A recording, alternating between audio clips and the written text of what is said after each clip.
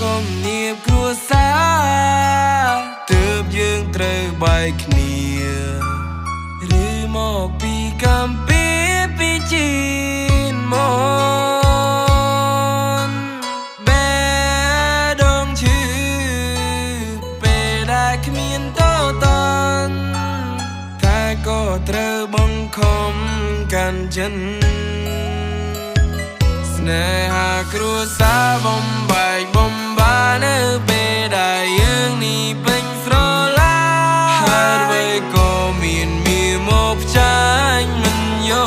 កទេបែរងមួយចំមៀងដែលម្ដាយនាងងន់ការឲ្យទៅគេអូរ៉ាបងឈឺទ្វេព្រោះរឿងនេះ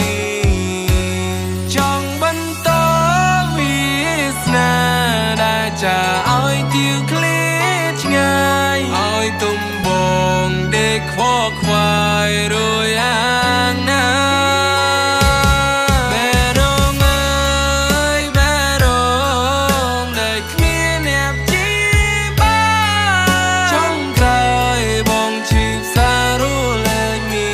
នទេ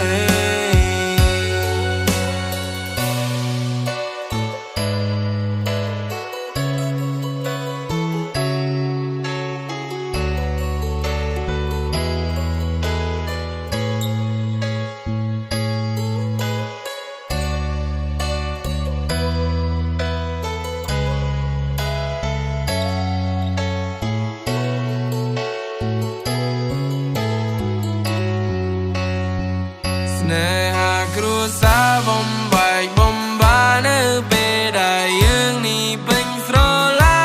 ហើយអ្វីក៏មានមកចាញ់មិនយកទេបែរងមួយចំមៀងដែលម្ដាយនាងងន់ការឲ្យទៅគេអូរ៉ាបងឈឺទ្វេព្រោះរឿ